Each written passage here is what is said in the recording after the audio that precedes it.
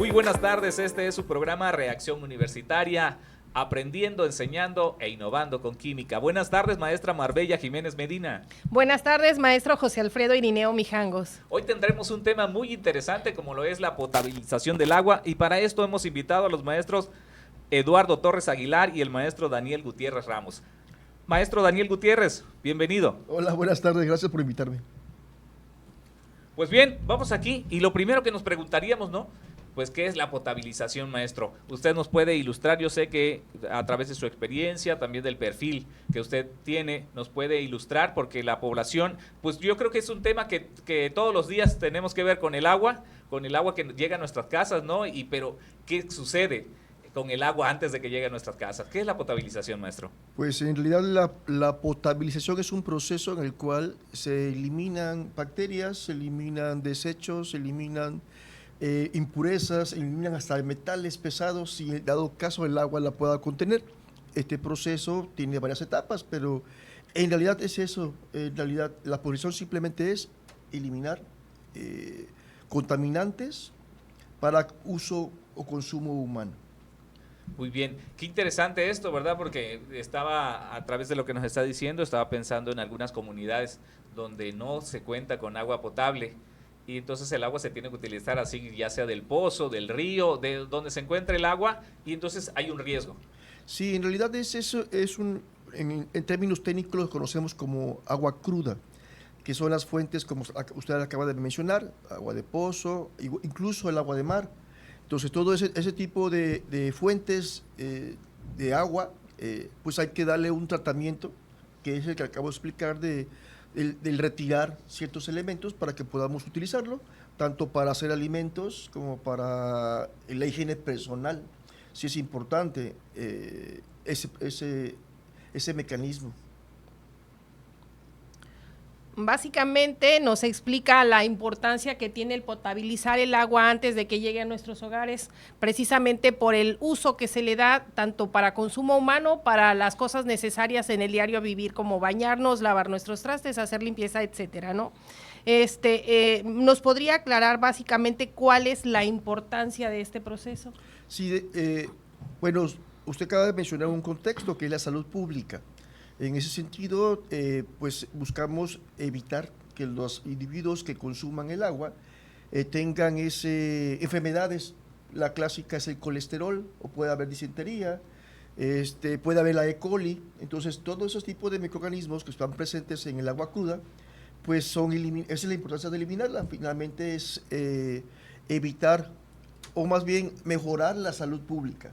Eso desde ese contexto. Si lo hablamos, por ejemplo, del contexto de desarrollo sustentable, estamos señalando que lo que hacemos es disminuir la mortalidad de individuos que tengan ese consumo. Eso hace entonces que haya una mejoría y una productividad social. En ese sentido, pega la importancia de potabilizar el agua en ese contexto. Sí, fíjese, estaba pensando, maestro, que como siempre decimos, el agua es vida, ¿verdad? Pero si usted dice, si la dejamos, ahora si la consumimos con todo lo que pueda traer, usted mencionaba bacterias y algunas otras sustancias que puedan ser dañinas para el ser humano, pues puede ser ya no el agua vida, sino el agua puede ser también enfermedades, puede provocar incluso la muerte, ¿no? En este proceso de potabilización, ¿qué etapas involucra este proceso? Si nos vamos directamente a la parte técnica, estaríamos hablando que sería la floculación, coagulación, la sedimentación, luego pasa por un proceso de sedimentación, pasaría por un proceso de filtración, luego la desinfección y un ajuste de pH para consumo humano, pero eso lo hablamos de la parte técnica ya estando el agua dentro de la presa o dentro de las máquinas que se usan para todo este proceso. Pero si nos vamos un poquito más allá, estamos hablando que iniciaría de la captación de ese recurso, el retiro, porque aquí en Tabasco usamos ríos para potabilizar el agua. Entonces los ríos arrastran materiales. Entonces, antes de pasar por el proceso que le acabo de comentar, necesitamos retirar todo ese material y viene con material orgánico, plantas, algas y un sinfín de material sólido que no precisamente entra en la etapa de sedimentación que le acabo de mencionar.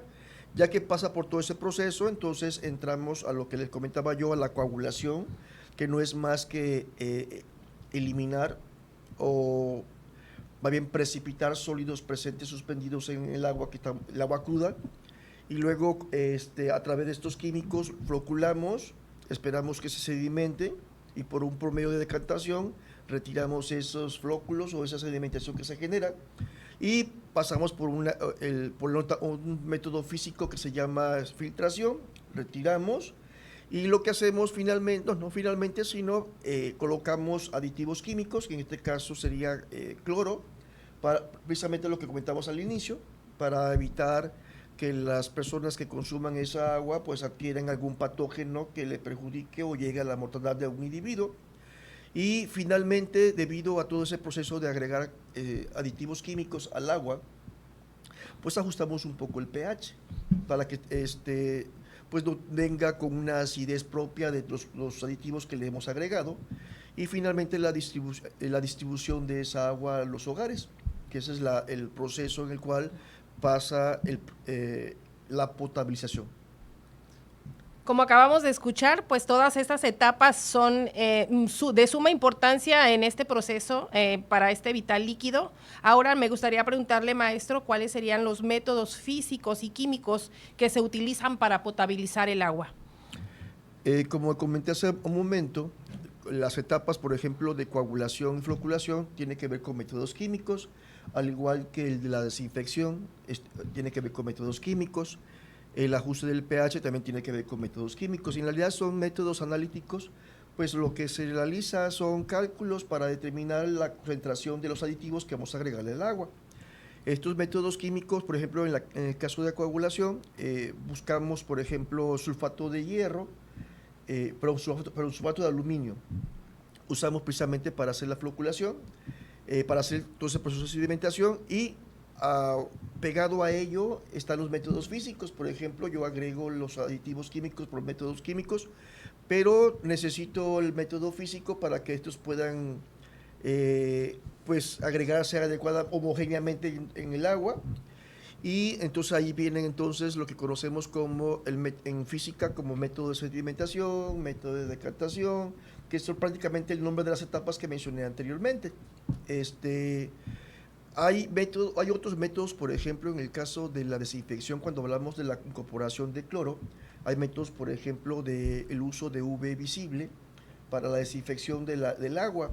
Lógico, son métodos un poquito más caros, son métodos donde implica más costo.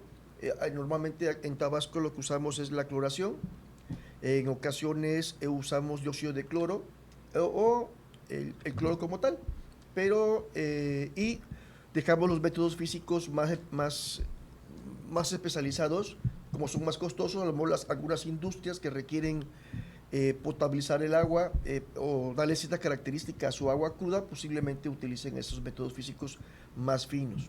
Muy bien. Maestro, y pensando prácticamente en nuestras carreras en la División Académica de Química y cómo se ven involucradas en este tipo de procesos, ¿qué importancia? Porque entiendo que desde la captación, como usted muy bien decía, que puede ser un río, puede ser un pozo, una laguna, es nuestra agua cruda que va a entrar al proceso de potabilización, es importante realizar análisis. Sí. Entonces, un laboratorio en este proceso, ¿qué importancia tiene y cuáles son los parámetros que se miden ahí? Bueno, si lo hablamos en el contexto educativo, en el sentido de la preparación de los chicos para ser ingenieros químicos, pues no va nada más de la captación simple que tendría, por ejemplo, una planta potabilizadora. En este caso, aquí en el programa está inmerso el tema de muestreo. Lo que hacen aquí los muchachos es aprender cómo muestrear, cómo obtener esas muestras, porque aunque pareciera ser muy simple, pues tiene ciertas normativas que son aplicables para llevar a efecto pues mejor las pruebas estandarizadas. Entonces, en ese contexto, los chicos aquí aprenden precisamente al muestreo, al manejo de esas muestras y, como mencionaba yo hace un momento, en la parte de los métodos físicos aplicados a a la potabilización tiene que ver precisamente por pues determinar analíticamente la cantidad de coagulante, floculante que puedan utilizar los chicos. Entonces aquí en la materia, por ejemplo, de química analítica, los chavos estudiando aquí, pues aprenden a hacer esos cálculos, aprenden teóricamente, y no solamente teóricamente, en las prácticas se les da el sulfato, por ejemplo, de aluminio, se da una cantidad de agua, y dependiendo del volumen de agua que manejen los muchachos dentro de la universidad, porque aquí no manejamos los volúmenes que maneja una planta potabilizadora. Sí, claro. Entonces lo que hacemos simplemente es una escala para fines didácticos, y que ellos aprendan las actividades que tienen que realizar para llevar esos cálculos, para agregarles esos aditivos, de qué forma se le va a agregar esos aditivos. Hablamos hace un momento de los métodos físicos, a qué velocidad o el flujo de los aditivos va a ingresar a esa planta, el mezclado, el tiempo de sedimentación, el tiempo de decantación. Entonces, todas esas técnicas que están normalizadas, entonces aquí los chicos dentro del programa de ingeniería química, pues en las asignaturas pues les van enseñando esos normas estándares, cómo lo van a aplicar. En realidad aquí los chicos llevan esa actividad práctica, y tenemos muchachos que, por ejemplo, están haciendo las prácticas de estadía en la parte profesional, sí. Se van a las plantas potabilizadoras y llevan la base de lo que precisamente pues de lo que hablamos en este momento, de la protección del agua, de la potabilización del agua. Entonces, al tener las bases, para ellos es menos complicado adaptarse a las actividades propias de una planta potabilizadora de agua. Pero está dentro del programa, y no solamente en la materia de química analítica, sino en otras que están relacionadas precisamente en ese proceso. Entonces habrá otras asignaturas que, por ejemplo, hablen sobre las operaciones unitarias, que finalmente es el grupo donde se encuentra la sedimentación, la decantación, todos los equipos que están físicos que están dentro de dentro de esa rama de procesos de separación. Muchísimas gracias, maestro, por explicarnos en qué consiste o la importancia de la química en este proceso. Hacemos una pausa. Recuerden que estamos en su programa Reacción Universitaria, aprendiendo, enseñando, innovando con química. No le cambien, estamos en el 102.5 de FM, Sintonía UTAP. Regresamos. Estás escuchando XHCPGU 102.5 FM, Sintonía UTAP, transmitiendo desde nuestras instalaciones ubicadas en Carretera Villahermosa-Teapa, kilómetro 14.6, Fraccionamiento Parrilla 2. Código postal 86288, Centro Tabasco, México. Muy bien, pues estamos de regreso aquí en Reacción Universitaria, aprendiendo, enseñando e innovando con química. A ustedes que nos escuchan en su auto, en su casa o en cualquier lugar donde se encuentren, hoy tenemos un tema muy importante. Ya tuvimos la compañía del maestro Daniel Gutiérrez Ramos con potabilización del agua, y vamos a continuar con este mismo tema, pero ahora nos acompaña el maestro Eduardo Torres Aguilar. Bienvenido, maestro. Gracias. Pues vamos a continuar, maestra Marbella, con estas preguntas que tenemos nosotros, y que pueden ser también las mismas que tienen ustedes allá en su casa, y que esto nos va a ayudar para entender la potabilización del agua, esa agua que llega a nuestras casas para los diferentes usos que les damos. Sea bienvenido, maestro Eduardo, y la pregunta para usted es, ¿cuáles son los contaminantes que se eliminan durante la potabilización del agua? Bueno, durante el proceso de la potabilización del agua existen o se dan muchos contaminantes en el agua, por ejemplo, metales, bacterias, partículas sólidas. Son un sinfín de contaminantes que muchas veces desde las fuentes donde se toma el agua pues se encuentran ahí en la superficie, se encuentran suspendidas, libres, flotando, como muchas veces sabemos, y a través de procesos físicos y químicos pues se va mejorando la calidad del agua. Se van obteniendo, se realizan pruebas y se van eliminando pues este tipo de contaminantes que ya hemos mencionado. Y fíjese, maestro, ahorita que menciona eso, me puse a pensar en un río, ¿no? Que al final de cuentas, Tabasco tiene ríos de los cuales se utiliza el agua para potabilizarla. Y entonces usted hablaba de los contaminantes y dije, bueno, nosotros como ciudadanos, ¿qué tantas descargas y qué tantos contaminantes le adicionamos a esos ríos y que puede volverse muy complicado potabilizar el agua, ¿no? Entonces pensaba en fertilizantes, por ejemplo, que se utilizan en el campo, viene la lluvia y va a dar al río. Pero también nosotros en nuestras casas, ese drenaje que utilizamos, que si bien nos va a parar a una planta de tratamiento de aguas y después al río también, ¿no? Y pesticidas, plaguicidas y demás también van al río. Todo eso está contaminando el agua, pero es el agua también, esa misma agua, la que vamos a utilizar para potabilizarla. Entonces, de ahí prácticamente la importancia que dice ustedes, va a venir materia que está flotando, que incluso yo muchas veces le digo a los estudiantes, pues hasta perro muerto viene en el río, ¿no? Y viene mucho plástico, y vienen bolsas, y vienen muchas cosas. Ahí radica entonces la importancia de lo que usted nos comentaba ahorita, maestro, de esos contaminantes que pueden venir precisamente en el agua y que tenemos que darle un tratamiento para que pueda llegar a nuestra casa, ¿no? Así es muy importante el tratamiento que se le da al agua, ya sea a través de tratamientos físicos o químicos, porque muy bien como lo menciona, el agua viene muy contaminada. Sin embargo, no en todos los casos el agua se regresa a los cuerpos de agua directamente de la industria o directamente de las tomas sanitarias. Muchas veces pasa por plantas de tratamiento, entonces en esas plantas de tratamiento es donde recibe cierto tratamiento previo antes de que el agua pueda regresar a los cuerpos naturales.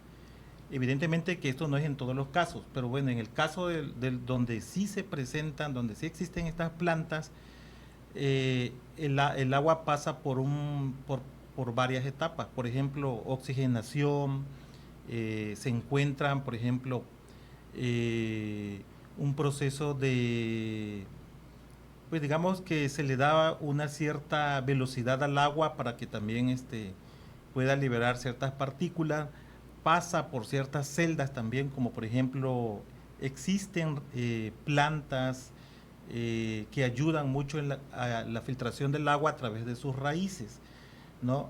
Son plantas muy ya conocidas, por ejemplo aquí en Tabasco, dentro de las que yo conozco está la de espadañal, ¿no? Entonces en las plantas de tratamiento de agua tienen partes de esas celdas ya instaladas, también tienen por ejemplo procesos de filtración por UV, en donde el agua pasa por unos canales y está enfocado el equipo de UV, está enfocado a la cantidad de agua y en el momento en que el agua pasa va eliminando ciertas bacterias, microorganismos a través de este proceso. También se le adicionan ciertos neutralizadores al agua antes de que puedan regresar a los cuerpos de agua. Y bueno, esa es la parte importante, ¿no? De que no siempre el agua se regresa a los cauces contaminada, ¿sí? Yo considero que en la mayoría de las veces lleva un tratamiento a través de estas plantas de tratamiento que son previas a que regrese el agua a su cauce y que son muy importantes porque están instaladas en en nuestra región. Entonces eso ayuda mucho a que el agua en los cuerpos de agua, no esté tan contaminado. Pero en los casos de donde ya existan, por ejemplo, plantas industriales, pues se instalan esas plantas de tratamiento. Evidentemente que pues Tabasco tiene una gran cantidad de agua y no se podría limpiar el agua, la cantidad de agua que tenemos aquí en Tabasco, ¿no? Sino que va en forma gradual también de acuerdo al uso que se le va dando en las comunidades, en las ciudades, en las colonias también. Así es. Muchas gracias, maestro. Otro punto que también nos inquieta mucho es de repente sentir que el agua huele o sabe a cloro. Tengo entendido que dentro de este proceso existe la cloración. ¿Cuál es el papel que juega dentro de la potabilización del agua y por qué es importante? El cloro es un reactivo químico que es muy importante. De hecho, la misma palabra de potabilización es precisamente porque este reactivo forma parte importante del proceso de la potabilización. El cloro lo que hace es que elimina ciertas bacterias, microorganismos presentes en el agua de la cual cuando se está dando el proceso, el cloro lo que hace es que mata esas bacterias, ¿no? Ayuda a la desinfección del agua y forma un elemento importante para el proceso de potabilización. Esta cloración del agua, maestro, fíjese que de repente escuchamos, por ejemplo, y le sucede a las personas que viven muy cerca de una potabilizadora. Es decir, el agua, como decía la maestra ahorita, el agua huele mucho a cloro, ¿no? Pero, ¿qué sucede con las personas que viven muy alejadas de la planta potabilizadora? Dice, esta agua no trae cloro, ¿no? Entonces, ahí tiene que haber un balance prácticamente en la cantidad de, la concentración de cloro que se está utilizando para que durante el tiempo que viaja a través de la tubería el agua, pues siga trabajando el cloro, ¿no? Desinfectando el agua, evitando que las bacterias lleguen hasta los hogares. Así es, la maestra Marbella dice, ¿por qué huele mucho a cloro? Lo que pasa es que en las plantas potabilizadoras ya las cantidades están calculadas, entonces puede parecer que el agua está exageradamente clorada, pero realmente está calculada para toda la red de distribución de todos los usos que va a tener el agua. Entonces, evidentemente que cerca de la planta potabilizadora siempre el agua va a tener un mayor olor de cloro, precisamente porque está apenas saliendo de la planta potabilizadora. Pero a medida que se va distribuyendo en todas las tuberías, en todas las redes y el agua está usándose, pues ya va equilibrándose esa cantidad de cloro, de tal manera que si existe una colonia, por ejemplo, muy alejada de la planta, pues ya en ese momento realmente ya el agua llega equilibrada. No es que no tenga cloro, sino que ya el agua ya está equilibrada porque se supone que fue calculada para toda esa red de distribución. Sí. Así es. Ahora, maestro, fíjese que entramos ya en temporada de lluvia, ¿no? Cuando estábamos hablando de temporada de sequía, teníamos problemas con la cuestión del agua porque bajaron los niveles de los ríos y la captación se complica. Viene la temporada de lluvia y ahora el tratamiento es el que se complica al venir el agua tan revuelta, ¿sí? Por estas lluvias y se complica darle tratamiento que llegue limpia el agua a las casas, ¿no? Así es, de hecho, pues no solamente es el exceso de agua por lluvia, sino también el periodo de estiaje, sí, también nos complica o se complica mucho el tratamiento del agua, porque en algunas ocasiones incluso se tiene que hacer paros en las plantas potabilizadoras debido a que también existe mucha turbidez por el bajo nivel de agua. Entonces, como está muy bajo el nivel, pues ya está muy mezclado con las arcillas, con los lodos, con los residuos que hay en el fondo del río o de la fuente donde se está tomando el agua. Y el otro problema también que se presenta es cuando ya hay un exceso de agua en los ríos, en los cauces, que por ejemplo actualmente que ya empezaron las lluvias, pues también el exceso de agua lo que hace es que pues genera mayores residuos, turbidez, empiezan a bajar los sólidos y las partículas del mismo cauce del río desde la alta montaña hasta las partes más bajas. Entonces esto también genera un problema y lo que se hace ahí también es en algunos casos pues aumentar el tratamiento de esa agua que ya viene también muy revuelta, muy contaminada, muy presente de partículas, pero de todas maneras estos tratamientos ayudan mucho, muy independientemente que el agua pues venga muy revuelta, se le da el tratamiento. Sin embargo, si es necesario hacer un corte, un paro en la planta por el exceso de turbiedad, es necesario hacerla, pero pues esto afecta momentáneamente a la población, sin embargo es en un periodo de tiempo muy corto. Entonces ambos procesos nos afectan, tanto el estiaje como el exceso de agua. Muchas gracias, maestro. Ahora la siguiente pregunta es en relación a cómo este proceso de potabilización del agua hace que llegue a nuestra casita agua potable y agua para consumo humano. ¿Cuál es la diferencia entre ambas?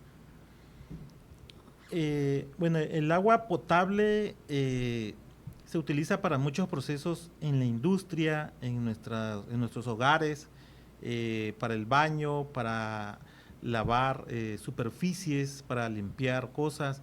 En la industria se utiliza también el agua potable para ciertos procesos.